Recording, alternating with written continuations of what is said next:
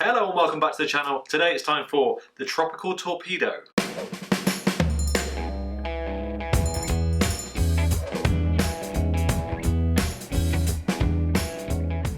Yeah, this is round 6, I hope, episode 6 of our Sierra Nevada series, and it's a Tropical Torpedo. Somebody in the comments when I did the unboxing video for this, link up there if you're interested, said I was going to enjoy this one a lot, which worries me.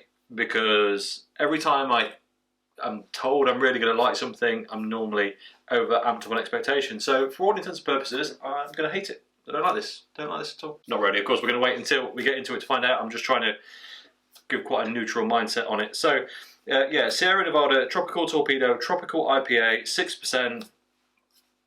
Don't know any more about it, to be honest. So before we crack it open, here is a look at the can.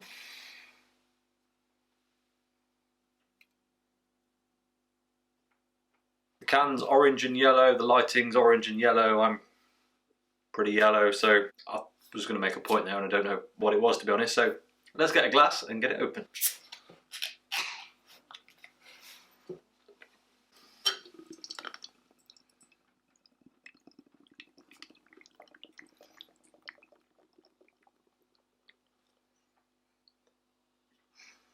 Not many aromas at a distance. I do want to say though, I'm enjoying these slightly larger Sierra Nevada cans. I think they're 12 ounces rather than 330ml, which makes them like 375, 380, something like that. And yeah, they are just the right size for a beer review, because it always means I've got a little bit left to enjoy afterwards, normally. Whereas the 330s often get through the whole thing in kind of 10 minutes while I'm reviewing it, which is not great. And the 440s, well, if I don't like it, I feel like I'm wasting a lot. So great size can. I'd like to have more of these in the UK if we can. But anyway, let's get on with it. So quite a lot of carbonation coming up off that glass.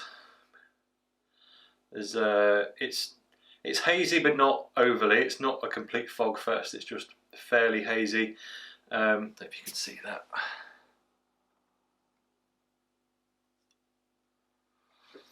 And it's got a nice thick white head on it. Right, aromas.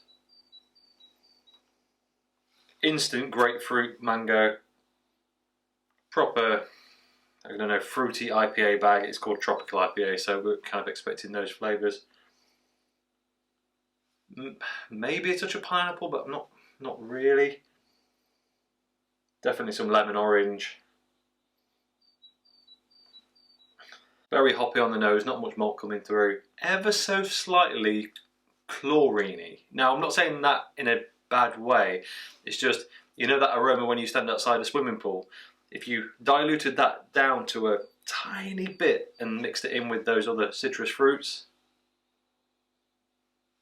Is it just a... But actually, I really like that smell, to be honest. It's one of those weird quirks. People like petrol. I'm not that keen, but yeah. Chlorine swimming bath smell. For some reason, I enjoy it. There might be a bit of biscuity malt coming through now, actually. It's settled down for a minute. But you know what? It's just super tropical fruity and it smells really appetizing. So, and it looks pretty appetizing as well. So let's get into it. Cheers. That's not the fruit bomb I was expecting. That is much closer to British interpretations of American IPAs. Weirdly, there's something about that in a blind taste test I wouldn't have said that was a US one. I would have said it's a UK brewery doing a US one. Now I don't know why I'm saying that. That's purely based on I've only had a very limited number of actual US East and West Coast IPAs, so maybe my view is skewed because obviously I had a lot more UK ones, but this just reminds me a lot more of the UK brew style for some reason. I think it's the bitterness in the middle and not quite as, maybe it's not quite as smooth.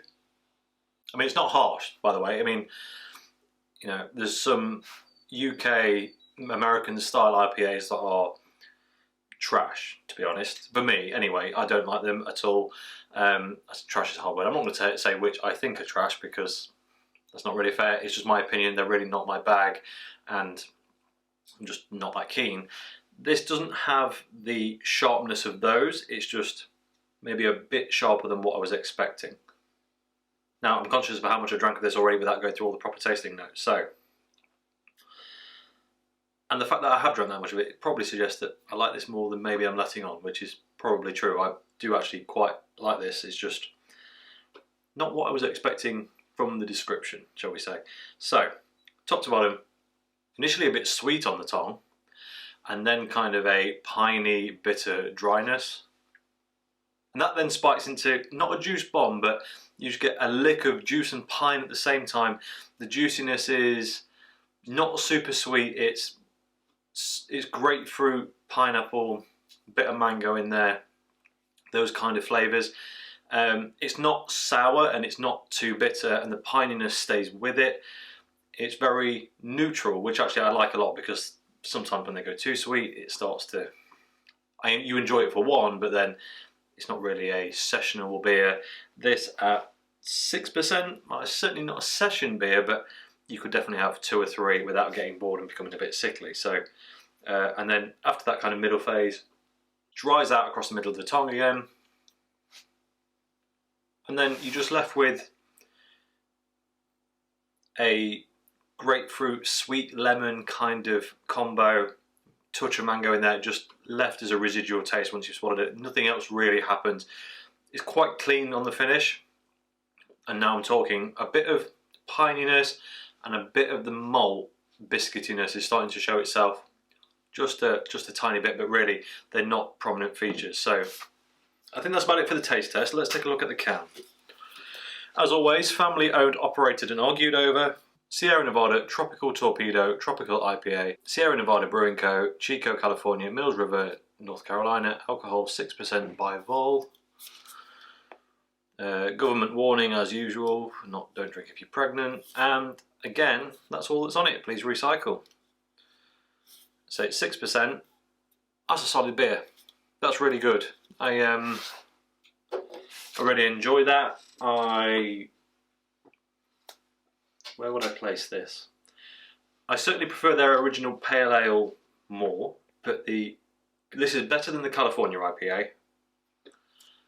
And I'm struggling to think of which other one I did early on. Sorry, the other one I was thinking of was the Kellerweiss, the wheat beer, so that doesn't really deserve a direct comparison. So yeah, maybe not quite as good as the OG, the original pale ale, but definitely better than the California IPA, this one. Big thumbs up, really enjoyed it. Would quite enjoy a pack of them, to be honest. You know, this is a good beer. Just not quite what I was expecting at first, but overall, big thumbs up.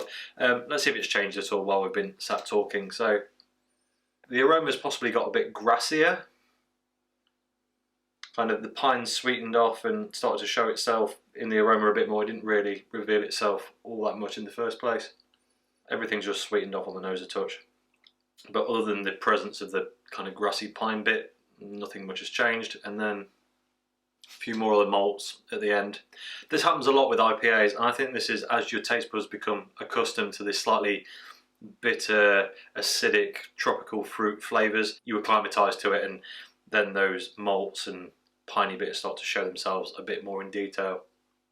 But not change the whole heap though, just a bit more malty at the end, which big thumbs up from me. So I think that's all I have to say about it. As always, thank you very much for watching. If you enjoyed this video, please like it. If you haven't already, subscribed if you will be so kind, and I'll catch you next time. Cheers.